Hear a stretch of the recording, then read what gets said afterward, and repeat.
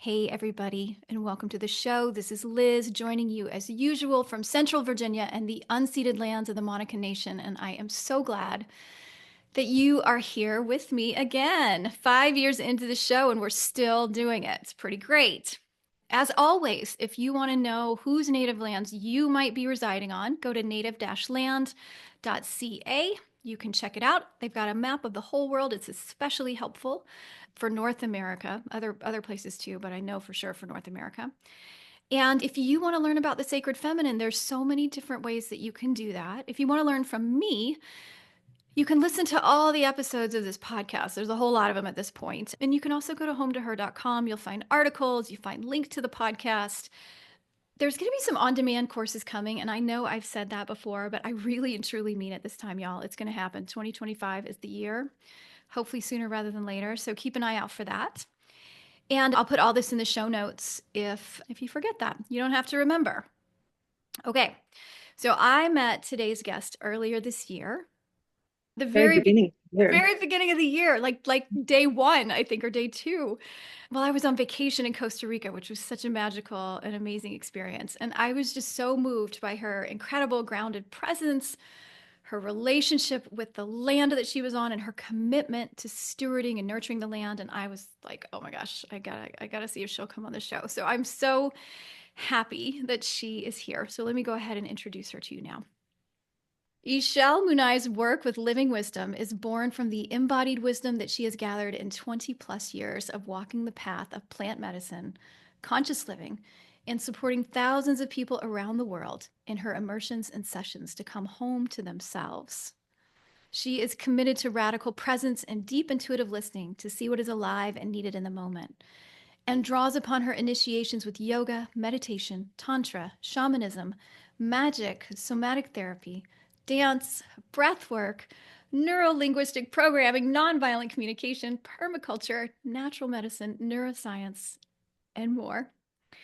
Ixchel is the mother of a passionate 18-year-old artist who has been raised with inspiration by a village in the community she co-founded with his father 18 years ago. And she spent nearly the past 20 years of her life based in Bali, the mystical land of her father's ancestors. For the past 4 years, she's been spending half the year in Costa Rica, devoted to creating Yacumama, a regenerative community land project that hosts transformational experiences, including one that I got to be a part of. It was pretty great. And she's joining us today from Yacumama in Ojochal in Costa Rica. Ixchel, welcome. I'm so excited to see you again. Thank you for being here. Oh, oh, thank you so much for having me. It's great to see you again as well. Yes, and I was just thinking as I was preparing this morning for our conversation that when I was with you, you were facilitating a retreat experience for us. And so I'm just super excited to be able to listen to you talk and to get to know a little bit more of your story and be in dialogue with you. So this is quite delightful. Mm. I usually start with my guest asking about their spiritual background and what it was like growing up. And the reason I do that is I'm just curious, first of all. I like to hear these details, but I also really love to hear what that trajectory has been like for you, and if the parts that were supportive, maybe the parts that you had to leave behind. So I'd love to start there if that's okay with you. Yeah, sure. Well, I grew up with a Balinese father who, you know, in Bali, our spiritual tradition is so deep and so alive. And he was wanting to be American and, didn't share as much of his spiritual life with me as I would have hoped. He did always listen to a little cassette of the Gayatri mantra every single day. And so I have that programmed into me on such a deep level. And the Gayatri mantra is an ancient Sanskrit mantra that is essentially praying for the awakening and the liberation of all beings. And mantras, they just have a profound, deep resonance, that from an ancient language that brings that meaning and that prayer so powerfully, even if you don't understand it with your mind. And I always felt like there was, growing up in the US without much spirit. I always felt deeply connected to nature, and that's where I found my spiritual connection. And I found the teachings of yoga. I was a teenager, so 30 years or so ago.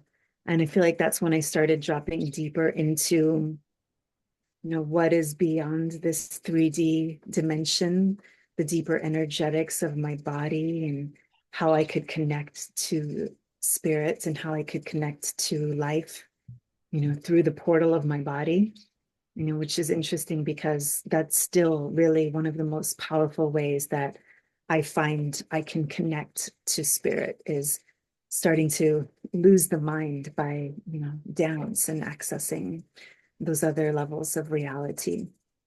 And yeah, as you shared in my bio, I've been working with plant medicines for about 20 years and psychedelics way before that. I, was fortunate enough to start to experiment with psychedelics when I was a teenager as well. And so I feel that, that was really my introduction to spirituality, to, piercing the veil of illusion and getting to experience more of what's really available and what's really happening in the multidimensional reality that we live in. And so, yeah, from then, going into deeper into, shamanic work with plant medicines about 20 years ago, that was really a grand opening into my spiritual path. Okay, I'm going to put a little pin on that because I want to go back to that and talk about that a little bit more. I'd love to ask you too about your understanding of the divine feminine, the sacred feminine, whatever language you like to use around that, but how you know that particular energy and if there was a particular moment in time when you became more of aware of the presence of divinity in that female form, feminine form. Mhm. Yeah, I would say there's two profound experiences in my life that really tapped me into what the divine feminine is. And one of those was meeting Amma, who is also known as the hugging saint. She Yes, I've met her twice. Oh, well, I've gotten hugs from her twice. I don't know if I get to say I met her, but yes. that's a meeting. That's Yes. definitely Yes. how she is darshan, and that's a powerful meeting. And yeah, the first time that I met her, I was a little bit skeptical of the energy of the guru in the ashram. And that those judgments of my mind were washed away immediately as soon as I came into, I would say, a few hundred feet of her. The energy of the divine feminine completely overtook me, and I was flooded in tears and shaking, and there was an undeniable presence of the divine feminine, the feminine aspect of what we would call God. And I've never felt it as powerful in any other being that I've encountered in a body. And when she took me in her arms and held me with the love of the Divine Mother, I completely left my body. It happens to quite a few people who receive darshan from her. I passed out, I fainted, and the energy was just so strong.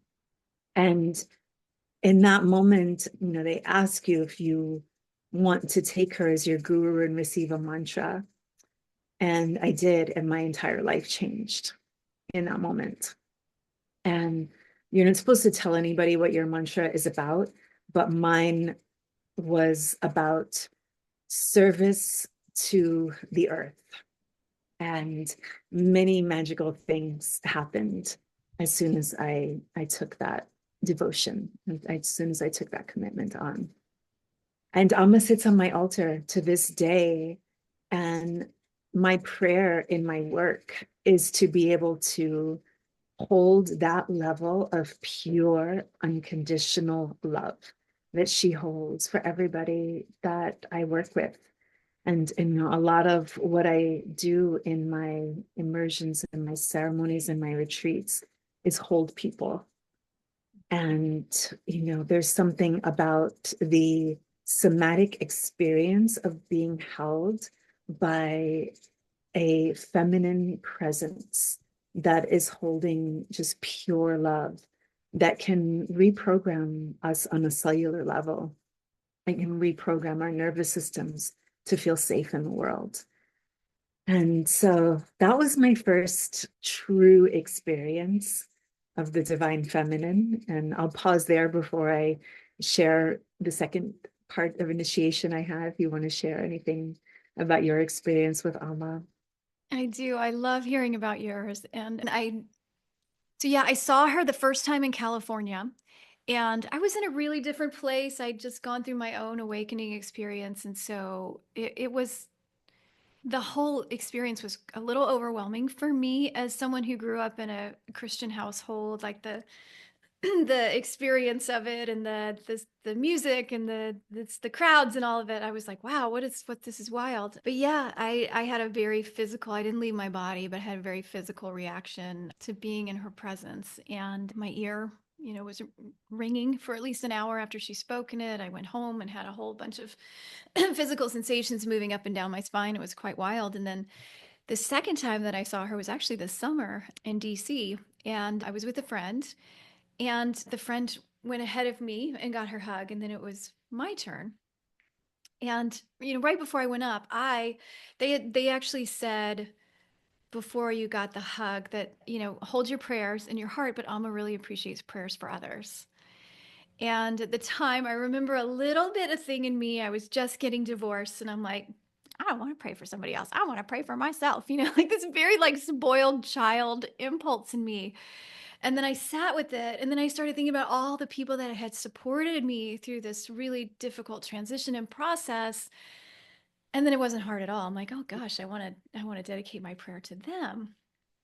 And Mm. so coming up to Amma, I was also just so aware of what a challenging assignment she's taken on in this lifetime. And none of us have to say yes, right? We can say no. Like we're not required, I don't think, to do anything. And so I was just full of gratitude that she had said yes to this assignment and that she's doing this beautiful thing, which is so taxing on the body, I think. We don't think about it that way, but just hugging thousands of people, many of whom are desperate and really, really searching for healing. It's a huge, huge life mission that she's taken on. So I was sending her gratitude for that. Mm. And then when I got my hug, I was awash in the scent of roses, like awash. And it Mm. stayed on me. It was just everywhere. Every time I inhaled, all I could smell was roses. And it Mm. lasted all day and all night. And about an hour after that, I was sitting with my friend in the little cafeteria eating, and I'm like, oh my God, the smell of roses is so strong. And she's like, what are you talking about? I'm like, Amma, she reeks of roses. My friend's like, I didn't smell that. I don't smell anything. She's like, well, maybe my sense of smell. And I'm like, no, this is like, I can't breathe in without smelling the roses. And it was on me. It was on me through the end of the night. So it was amazing. Yeah. Yeah, yeah, there's so much magic. She gives, part of her prasad, like a little offering of sacred food. At one time, she gave little Hershey's Kisses, Yeah. and I opened one up, and it was flowers. It was not a normal Hershey's Kiss. It was full of roses and just divine feminine essence. Yeah, there's so much magic.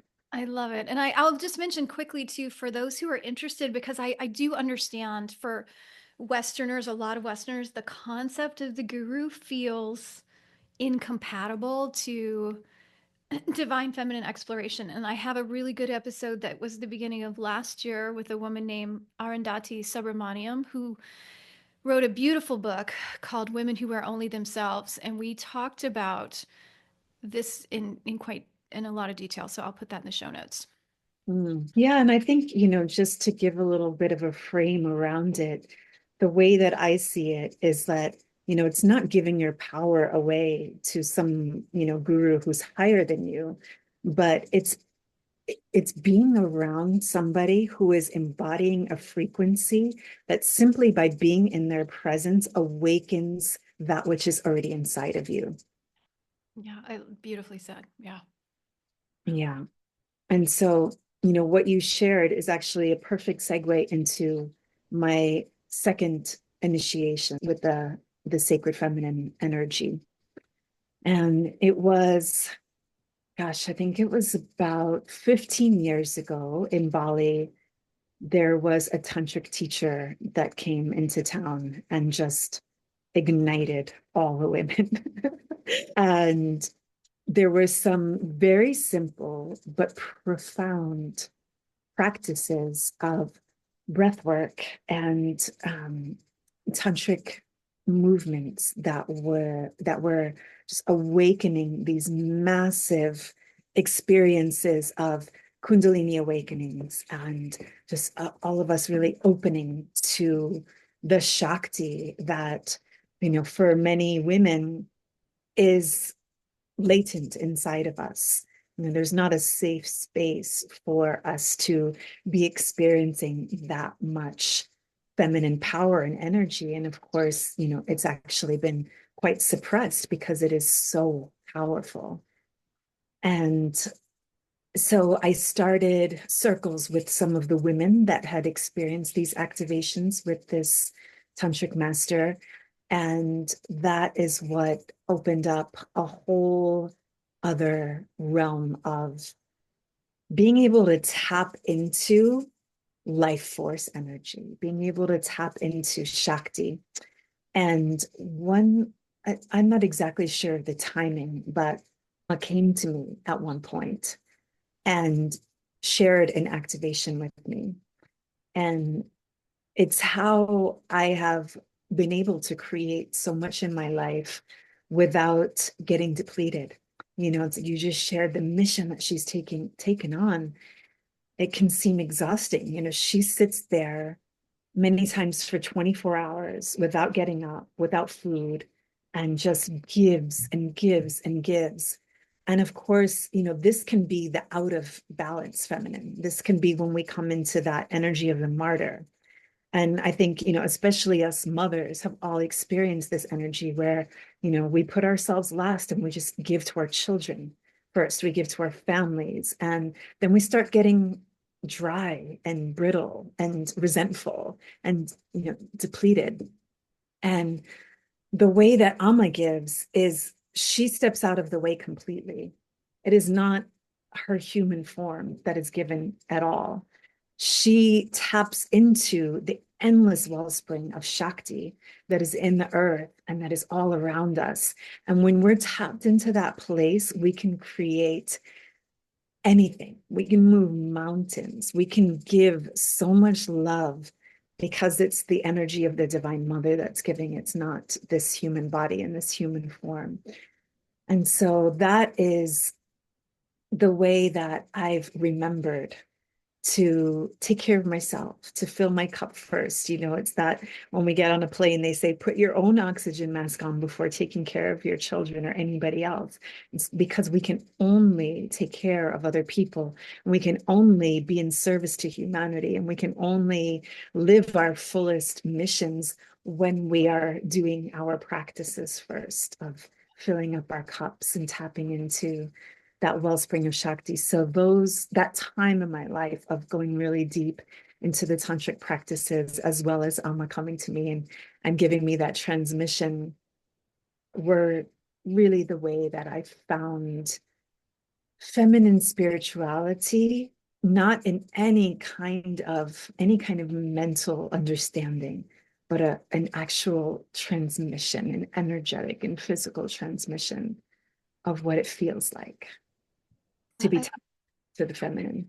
yes, I love that, and I can relate to that so much. And I think we're already speaking around what was my next question. So let's keep doing it. Is this idea of I've been thinking a lot of I'm always interested in the practical application of this particular thing that we call the sacred feminine. If it's a conceptual thing, that doesn't feel that useful to me. So, what is it really teaching us about how we show up in the world differently? And one of the things that I've been really curious about and playing with in my own life is what it teaches about the idea of power outside of the way we have traditionally thought about and understood power in patriarchal constructs. You know, power really, if we look around the world, the greatest expressions of it are in the ability to create death through war, the ability to control via hierarchy, and the ability to hoard resources, right? Like that's really, if you think about what we how we see power traditionally reflected back to us, it's those ways. I'm curious about like what, when we tap into the sacred feminine and this flow of the feminine, what does that teach us about power and different ways to understand power and different ways to relate to it?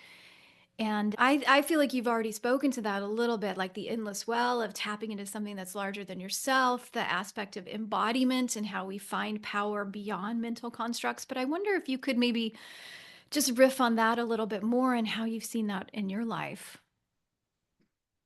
Well, all of those things you spoke about in the patriarchy are in some way a response to the patriarchal fear of the power of a woman that she has to give life. That is the most primordial, potent power that exists in humanity. And, for all of us who've been through the initiation of giving birth, for me, that was one of the most psychedelic experiences of my life and one of the most powerful initiations of my life of surrendering to the flow of life moving through me and surrendering to the biology of my body being built to create life and to bring life through. And so when we are surrendered into feminine power, there is an experience of letting go of my will and my desires and what I feel that I want to create, and truly tapping into the divine will. And when we're aligned in such a way that we are creating and that power is coming through our alignment and our connection to divine will, then there's no limit to what can actually be created. And when we can tap into the river of life in that way, then we're tapped into that power that is truly so far beyond our limited desires or the limited power that we have as humanity. Yeah, absolutely. I was thinking of the idea of the co-creative process of it all, like my own experience of childbirth. Like I'm the portal, I'm the vessel through which this life is moving through, and it can't it well, that particular aspect of life can't get here without me, but really my job up to a certain, well, I have a job, right? But then when the actual life is getting here, my biggest job is to get out of the way and to just let that higher intelligence do what it knows how to do, which is so hard for us from an ego perspective, right? To actually step back like that. And it's scary, but yeah, the whole co-creative nature of that is also what came to mind as you were speaking. And I had a completely natural childbirth. And that is something that is taken away from the majority of women in the Western world, because it's part of the patriarchy's suppression of the raw feminine power that is so feared. When women are able to tap into that raw feminine power that comes through birth, or that comes through being tapped into our sexuality and our life force energy and our bodies, there's just I would say, a misunderstanding of the patriarchy, a misunderstanding that creates fear from the masculine. And it's led to, numbing women in their childbirth, numbing women through birth control, numbing women through education and all the systems of oppression that we are currently living in. And so when you asked how to bring it back to a practical way, coming into our bodies and coming into the natural rhythm of our bodies. I was just having a conversation with an incredible anthropologist that I met in the Amazon jungle. I just came back from the Amazon jungle. I was at the Indigenous Ayahuasca conference in the Yawanawa village, and there was a beautiful anthropologist that I met, and one of the books that she wrote was on women's power in relation to our reproductive freedom and the level of manipulation and suppression and control just hit me on a whole other level when you think about how the all the different forms of birth control that we have take us away from our true power, numb our emotions, and just how many women are on birth control from such a young age that they don't even know themselves. They don't even know their feminine power. And so what I would say to women, I was actually on birth control for a very short period of time, a year or two when I was a teenager. And I remember coming off of birth control and just feeling like I had woken up from a dream, like I'd come out of a deep fog. And I was like, whoa, what was that? Who was that? I was completely taken out of myself into a whole other personality. And coming back into my true essence, it was like waking up from being sedated. And most women don't realize that that's actually how birth control affects us. And so I'd say coming back into our natural rhythms is one of the most simple and empowering ways that we can take our power back. And of course, eating natural foods and connecting to the earth, but really coming back into our bodies, through embodiment practices, through dance, through yoga, through just being outside in nature, swimming in the ocean, swimming in the rivers. So that is really my prayer for all women, that we can just come back into our natural cycles and experience what it feels like. Yeah. And as you were talking, I was also thinking about something you said sort of towards the beginning of this line of dialogue about the level of misunderstanding, patriarchal misunderstanding of feminine power and what that's done. And I know for me, sometimes I feel, especially right now with the political climate in the United States, I feel really overwhelmed at the mountain that we are facing. And like, wow, how do we even, to the point where sometimes I find it challenging to even talk about these concepts. Like, for example, if I'm actually working on a proposal right now for a workshop around these ideas of feminine power, and the automatic assumption is that it's for women only, whereas we can have women learning from men repeatedly. There's no question. We just assume that the male is the norm, so we don't say male power, but we have to put feminine power on it, to indicate that it's something different that we haven't had before. And then automatically that drops out 50% of the population. And what a bind that is, and how frustrating it is as women to be caught that way. And then as you were speaking, I want to share something that I experienced at Yacumama because I thought it was so beautiful. And maybe we can kind of riff on that a bit. But one of the things that we had the opportunity to do while I was there was to sing with the band Kurawaka. And I will put a link to them if you don't know their music. It's just, oh, it's next level. So incredible. And we were being led by a woman named Anna is leading us and singing in a practice she calls weaving, where we are weaving our voices together. She starts us off, and then it's a very intuitive practice where everybody's weaving their voices together. And there were overwhelmingly more women than men participating in this experience, but there were about 5 men that were there, I think. And Dustin, who is a coast land steward of Yacumama, I don't know his official title, but he holds that space with you, made the comment that how healing it felt for him just to be held in these feminine voices, and how he couldn't even hear the men because the women were just so, it was just the women. And he said, I want to lay down in the middle of this circle and have the women sing. And so we ended up putting all the men in the middle of the circle, these 5 men with their heads, in towards each other, their feet out. And we did the weaving. And then they shared about their experience. And it was so beautiful and simple. Like sometimes I get in my head about how do we unwind these systems and rah, it's got to be hard. And what it really looked like in that moment was men just laying down and surrendering to allow the women to lead in something that we intuitively really already knew how to do. Mhm. And for them to just put down their egos or whatever is stopping them and receive it. And it was so beautiful and so magical. And I kind of don't know where I'm going with that, except I don't Well, know. there's I a few wonder things that it inspires me to share. yeah, what comes up for you? Um, the first is that, what we're dedicated to at Yacumama is to regenerate not only the land with permaculture practices, but regenerate the human spirit.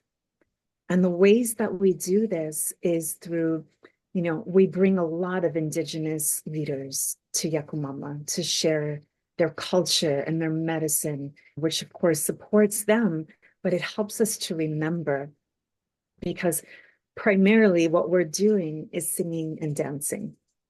And that's what humans have done for millennia. It's what brings us together. It's what unites us. And it's what helps us to remember who we truly are. And so your experience of that is what shows you that once we drop into a place in circle, in community, we don't need to know what to do. It's naturally inside of us. And then we can be informed by the energy of the moment. And that for me is divine feminine leadership. There's no plan. There's no preconceived notion or projection on what is going to be needed in the moment. There's a listening not only with the ears, but with the body to everybody else's nervous systems, to the field that is alive. And that's what informs how we lead as women and what we create.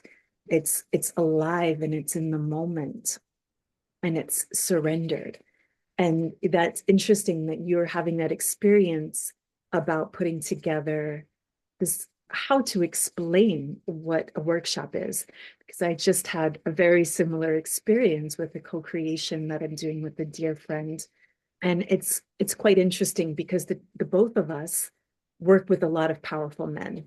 I haven't shared that much about my path, but from these first experiences that I had with the tantric practices and with Amma, I started guiding women's retreats and women's circles. And I was only working with women for a certain period of time. And what life has brought me right now is working with a lot of powerful men. And not because I've intended it that way, but it's because of the men that I work with just refer me to more CEOs and founders and friends of theirs. And so that's primarily who I'm working with right now in my sessions and in my private ceremonies. And so the two of us working with men and seeing how deeply they need to bring more feminine leadership into their work, we were looking at how can we explain it beyond the duality of masculine and feminine that just creates a lot of polarity and misunderstanding. And so we're looking at it, how can we explain what is going to be created in these situations, in these workshops, in this retreat. And it is really that feeling of surrendered leadership and devotion to something that is greater than us, and coming into our communities or our companies with a way that we are listening to everybody else that's involved and listening to what's needed, as well as putting the devotion to something that is much higher than our individual desires or needs at the priority, at the forefront. And so, how we can translate that into companies, it's like we look at what is the mission of the company And no matter what happens inside of the processes of decision making, we always have that at the forefront of our awareness. And when we can listen from that space, then things open up, ways, Mm. pathways forward that we would have never even imagined present themselves, that are so far beyond the strategic thinking of the mind. We actually get into the flow state. The feminine is the flow state. It's what all the top athletes experience. It's what people who are truly tapping into their genius experience. It's surrendered leadership. Feminine leadership is truly the ultimate flow state. I think of it as the principle of emergence too, and allowing, like just what you said, it's okay to not have a plan, or to go in and have a very loose plan, and understand that if we are really tapped into the energy, it's going to point us where we need to go. And it's funny because I will find myself getting, there's certain things I get really stubborn around. And one of them is this dance of, like, to your point, we're really, when we look at this in a certain way, we're not, like, masculine and feminine themselves begin to limit us. It's not really about that. And yet, I think sometimes my own stubbornness comes in because we have not been able to name the feminine specifically. Or when we do, there's a reaction that it is lesser or less important. And so the stubborn part of me wants to put down my foot and be like, no, we're going to fix that too. We're going to shine the light on where you're holding that bias, because that's part of the healing process as well. And I don't know how you feel about that, or like that kind of navigational thing. It's like a little fiery thing that I notice in myself that I sometimes I get a little stuck on. Yeah. The divine feminine has many faces.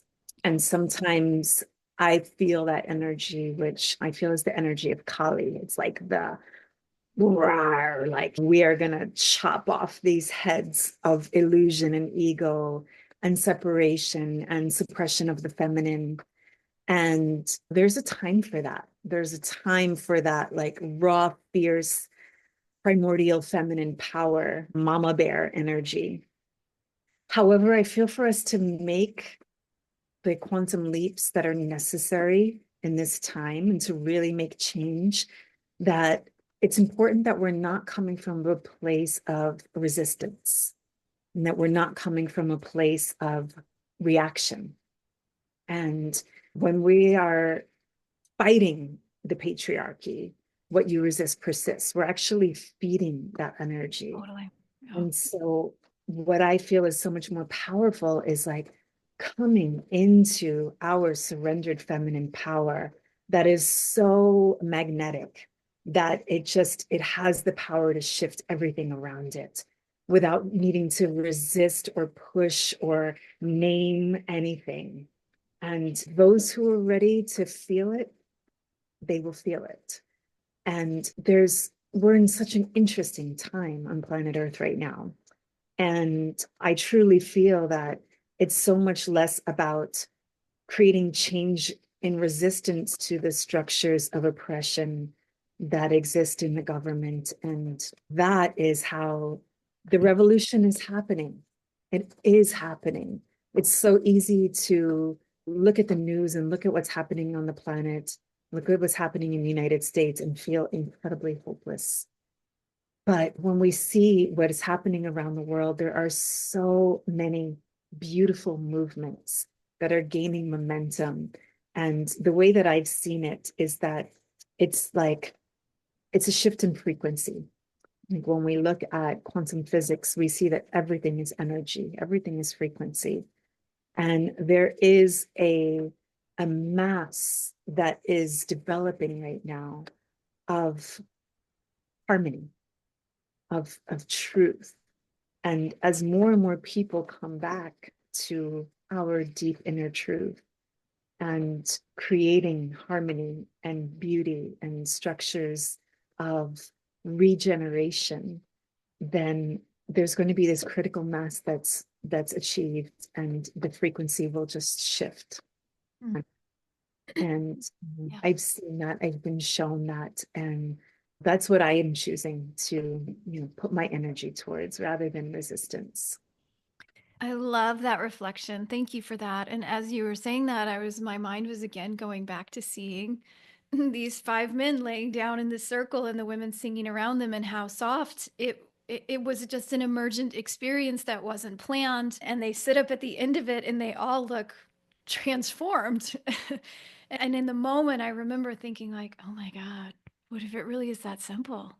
And of course it is and it isn't, right? Like it is that simple. And then, you magnify it on a much bigger scale, but it can be. It can be. So thank you for that. I want to ask about your experience with psychedelics and plant medicine, and especially how you see that dovetailing with the sacred feminine. That's actually a topic I've been wanting to approach on the show for a long time. So I'd love to hear you say a little bit about that and your experience with them. Yeah, we're living in a psychedelic renaissance on planet Earth right now. And it's a very beautiful thing. And it's also can be quite a scary thing, because there's a lot happening with psychedelics and plant medicines that is not happening in the best way. And there's also the beautiful side of it where human consciousness is evolving. Collective human consciousness is evolving thanks to the plants. And I really feel that this is a time where the plants have devoted and offered themselves in service to the expansion and the awakening of human consciousness. And when we are tapped in to universal consciousness, we're naturally tapped into, without needing to go into the polarity of masculine and feminine. What we could say is the divine feminine energy is in service to life. It is in service to life, to crystalline, pure waters that give life to everything on planet Earth. It is in service to the forest and the jungle that give life, that give us the air to breathe. And from being inside of the plant medicine space for 20 years and doing my own anthropological study of seeing what people receive in ceremony, one of the most universal themes is dissolving the illusion of separation, that we are separate from life, that we are separate from nature, and coming and having a visceral experience of oneness beyond that concept that many spiritual traditions share, that we are one with all of creation.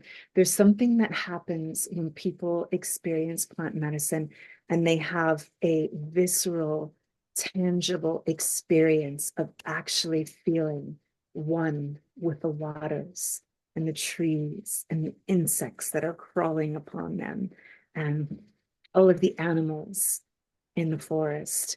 And what's perhaps even more important is all of the different colors of humanity. And when we have that experience of oneness, it awakens something inside of us that, one, allows us to, the only way that we've gotten to where we are on planet Earth is because of that disconnection. When we're disconnected from the waters and the earth, we're able to pollute, we're able to rape and pillage and destroy this sacred earth. And we're also able to pollute our bodies just with the chemicals and the toxins and the foods that people are eating right now. And so there is this remembrance of connection that changes our relationship to our bodies, ourselves, and the earth as our body. And I wish I could say that people having one profound experience of remembrance and oneness and connection is enough to change our behaviors. For many people, that process is gradual. Our behaviors are changing slowly. And one of the reasons that I am so passionate about integration is that I feel like there's a link that's missing between having these experiences of dissolving separation and coming back into oneness with psychedelics and with plant medicine to actually embodying oneness and making those changes in our lives. And so there's some really beautiful steps that are being taken right now. And there's a lot more that needs to happen with integration for us to embody that oneness with how we're living in our families, our relationships, with how we treat our parents and our children and our beloveds, with how we are treating the earth. And I wonder if you have any thoughts that you could share on how to be in relationship with these plants in integrity and in intention, because I that's another thing that I am curious about. And I certainly hear much more about psychedelics than, I did. It could just be this point in my life and people that are in my life, but much more than I did 10 years ago. And this is also really powerful medicine. And I think here in the US, I don't see many examples of existing ritual ceremony moving into relationship with anything with deep intention, which I would think would be a big part of working with this medicine. So I wonder if you could speak to that a little bit. I'll do my best. This is an enormous topic, and there's so much to share. And I'm really deeply passionate about this topic. And so, what I could say is that it is really important to, come into a relationship, because it is truly a relationship, and even the concept of that is something that is not understood. To be able to receive and commune with the spirits of the plants, it is a relationship that is necessary to be cultivated. Listening is such a huge part. Of course, it's important to tune into our why, to really look at our intentions, and it's important that we are not coming to the plants or the psychedelics just to have a peak experience, but to have a deeper intentionality, to get to know ourselves on a deeper level, and to get to understand and know the nature of reality on a deeper level, to be able to be better humans, better stewards of this planet and of this earth. And I think it's really important that people are understanding that there's a level of safety that's required, to be able to work with these very, very powerful substances like psychedelics or plant medicine teachers, and that they're looking at who they're engaging in these ceremonies or these experiences with, and that they're with people that are properly trained and that have integrity and that are able to navigate the realms that are opened up, when we are it's not a game when we're opening up this multidimensional reality. And so I think that that's really important. And it's important, I think, for people to start slowly with this relationship that's being cultivated. Yeah, makes a lot of sense. I would love to hear you too. I want to give space for you to talk a little bit about the vision of Yacumama. I felt so privileged to be able to experience it. And if there's anything that you've got coming up that you would like to share about as well, maybe you can tell us a little bit about the vision for it and how it's evolved over the last 4 years. Well, in being true to divine feminine leadership, it is evolving and changing as we listen, as we listen to the land, as we create. I think that there's one thing that, that we touched on before, is that when we're tapped into that endless wellspring of Shakti, it's really easy to create. And it takes quite a lot to sustain these creations. And so we have to sustain our feminine practices and those things that nurture us to be able to sustain projects. And this project, stewarding almost 100 acres of land in the jungle, has been very humbling. It has taken so much to be able to sustain this project. And our vision has always been to live as an eco-village in community. And the way that we started was creating a cultural center. And we have a place now that we're able to welcome about 30 people on the land.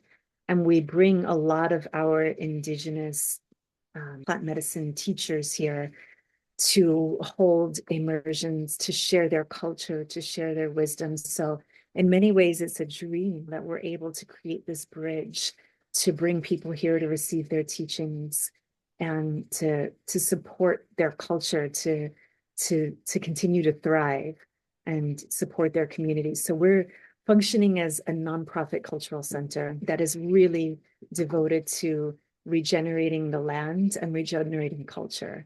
And as I shared, regenerating the human spirit. And so what we've been focusing on these past 4 years has been planting thousands of trees. The land was about half forest, which is incredible to be able to come into a place with so much biodiversity. We're only about 2 hours away from the Osa Peninsula, which is the fifth most biodiverse place on the planet. There's so much life here. We actually just saw sloths on the land for the first time the other day, which is such a gift. And the other part of the land had been completely stripped for cattle. And so we've been in a process of regenerating that part of the land, letting the indigenous species just take over, planting thousands of trees. And so that has been a very beautiful process, seeing how much life has come back over the past 4 years. And our vision is to keep bringing indigenous leaders here and to grow the eco-village part of the project. And so that's kind of the next step that we're taking. And we have so many beautiful cultural immersions coming up. I'm sure there'll be a link to our website. And yeah, it feels like truly a spirit mission. This was a vision that I had seen in ceremony for many, many years. And devoting ourselves to creating this and bringing this forth feels like a spirit mission. But if I would have known how much work it would have been, I probably would not have said yes from my mind. But it's just like, it's kind of like the river of life. It's like the river of life has just taken us, and we've just been responding to everything that has been needed to bring this forth.